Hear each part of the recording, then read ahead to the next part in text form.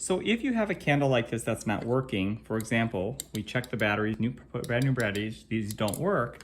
I had another one like it that wasn't working, but I was able to get it to work. I'll give you some tips on some common things. So first thing I like to do is I turn them upside down, I took the battery cover off, and these, it's real easy with some pliers to just pull gently and pull gently on the other side. I had already pulled this earlier, but you basically pull this off. And what you have here is an assembly here, and I'm going to show you how to inspect these. As you can see, this has had a lot of corrosion. There was a battery over here that you can see there's a lot of, the connections are just not good. And you can see also down in here that there's some corrosion. So I took off this screw post right there. That was just a Phillips head. When I did, I will be able to pull off, could I get some assistance with the camera here?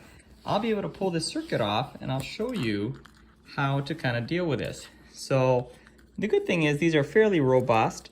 They just incorporate one LED. If you were to put 3 volts from here to here, if you take 2 batteries and you just take some simple wire and you were able to hook up 3 volts across these, I saw that the LED worked. So I know that the LED is working, I'm just not getting power to the 2 LED contacts.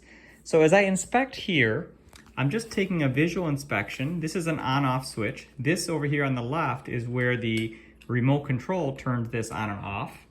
And then on the other side, I'll gently show you why this device may not be working. As you can see, there's a lot of corrosion. So it's just a matter of, I just have to take it off and do some corrosion. And batteries like this, it happens. Looks like this battery was from March 2017 expiration.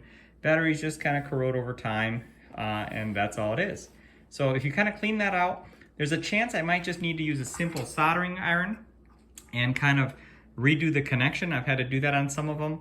On some of them, I've also found, if you could hold this for a second here, I've also found that this switch, this power switch right here, these connections are not real solid. See how these are completely square and filled in? I found holes in that. If I found holes in it, I just took the soldering iron and I put a little more solder there and that fixes the issue. So the biggest thing is you've got 2 connections from the battery coming over. They're providing 3 volts. And then if you're not getting if you're not getting 3 volts across the blue and white, that's what's causing the issue. So I'm just gonna clean this up and go from there.